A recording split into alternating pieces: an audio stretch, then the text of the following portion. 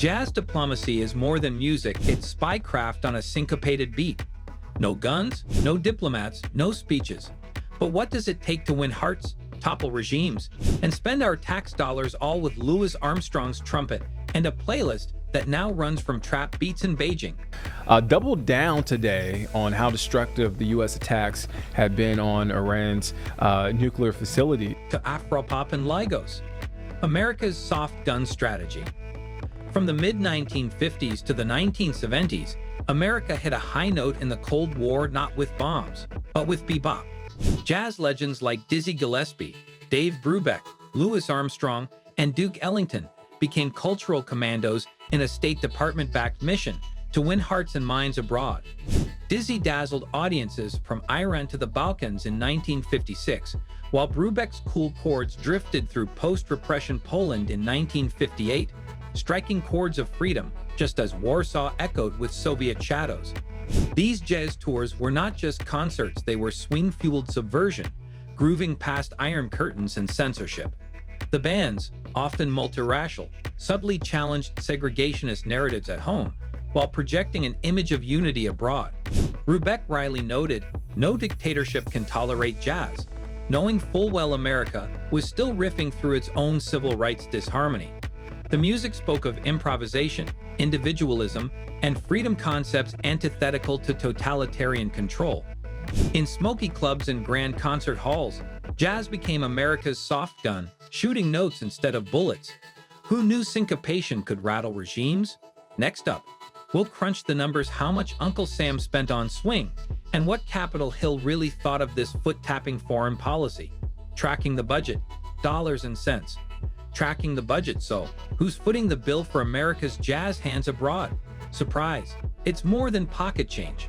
Back in the Cold War's golden groove, FY 1950s-60s, the Office of Citizen Exchange is home to the jazz ambassadors, and what would become American music abroad was swinging with $95, $115 million a year. Fast forward to now, and American music abroad gets a modest $1.5 million to send around 10 bands to 56 countries annually. But the beat picked up again in September 2023 with the launch of the Global Music Diplomacy Initiative, mixing public-private cash, YouTube Flair, and Recording Academy partnerships, reaching 30 countries by year's end. Still, the State Department's FY 2026 proposal threatened to cut the office's funding from $115 million, FY 2022, down to a sobering $50 million.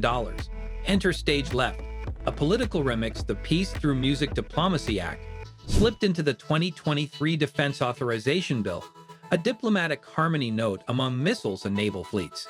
It's a curious duet: saxophones and sanctions, bass lines and battle lines.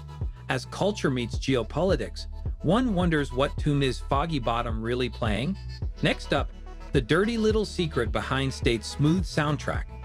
What they don't want you to hear. What they don't want you to hear. Cultural imperialism or diplomacy.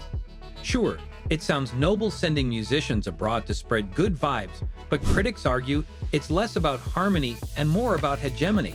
Was jazz diplomacy a velvet-gloved propaganda punch? Some scholars say yes, pointing to Cold War cultural fronts like the CIA-backed Congress for cultural freedom jazz in a tux, but still carrying a briefcase. Chuck D, once the uncompromising voice of Public Enemy, has been accused of trading resistance for representation, with some calling state-sponsored hip-hop tours a whitewash of America's deeper issues.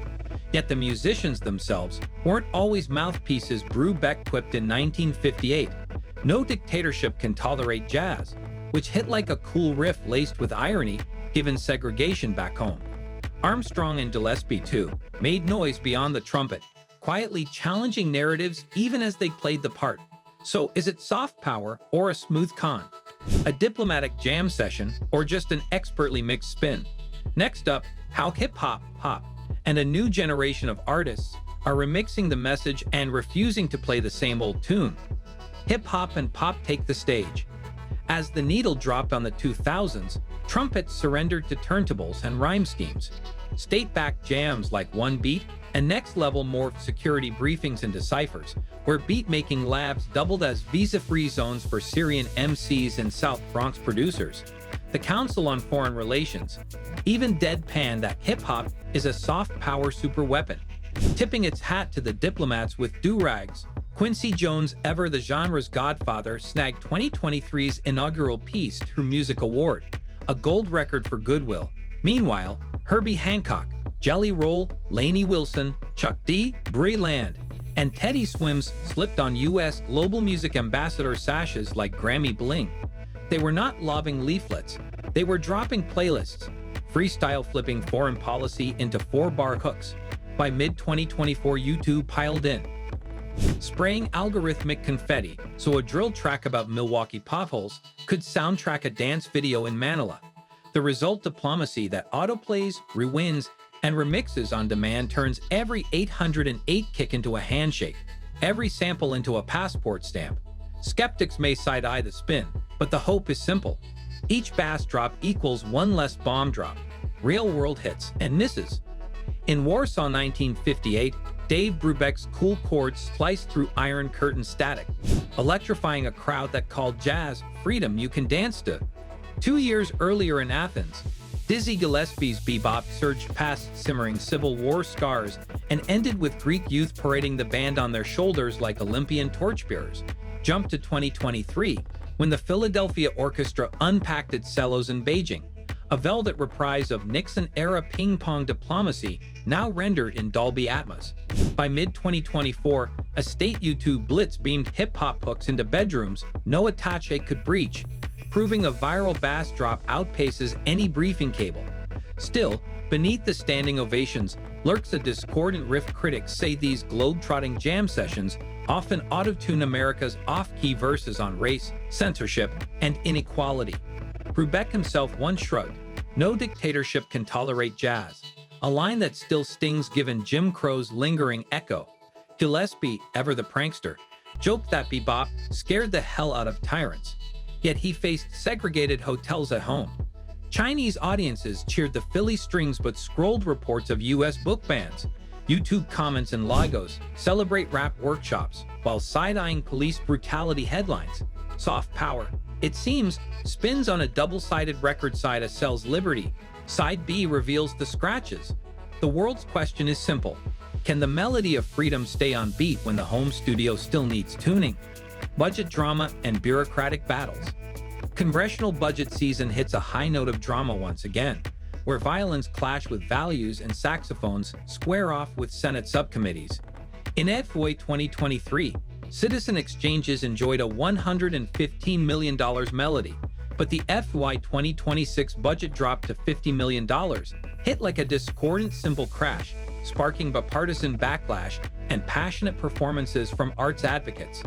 They argued that music diplomacy, a mere 0.1% of federal revenue, delivers chart-topping returns in global goodwill. Yet, a Vanity Fair expose from May 2025 revealed a remix in cultural funding favoring American values and art deemed safely apolitical. Now, with ideological sound checks echoing through committee halls, some fear that future music tours may resemble Cold War cover bands rather than spontaneous symphonies of cross-cultural connection. Arts leaders strum support in Washington, warning that weaponizing art with policy strings risks silencing the improvisational soul of diplomacy. The halls of Congress may be humming, but it's not always in harmony. Sometimes it's a budgetary battle of the bands. Still, the curtain has not closed yet, so stay tuned. After the intermission, we just might strike the perfect chord to resolve all this fiscal dissonance with a final, resounding encore. Conclusion. From Louis Armstrong blowing jazz through the Iron Curtain to K-pop stars and rappers repping freedom in global arenas, the U.S. State Department has long used music as its backstage pass to the world, selling the idea of America, verse by carefully crafted verse. Sure, the mission often glosses over the sour notes, spinning a tidy, tuned-up version of the country, but maybe that's the point. When culture clashes, it's empathy, not policy, that wins hearts. And while brand-managed harmony might keep the budget committee calm, it's the messy, improvised resonance of real, unscripted art that truly connects. A spontaneous jam session in Senegal or a quiet song shared in a back alley in Bucharest can do more for diplomacy than 1,000 well-worded white papers. If we are just selling stuff, expertise will do. But if we're reaching for understanding, let musicians speak. Often, the deepest outreach isn't a broadcast. It's a bass line you feel when you finally stop talking and start listening. If you dug this global groove of jazz, diplomacy, and pop-powered piece, smash that like button like a drum solo at Carnegie Hall. Hit subscribe for more deep dives where foreign policy meets funky beats. And don't forget to ring that bell, because the next world tour of soft power might just start with a click.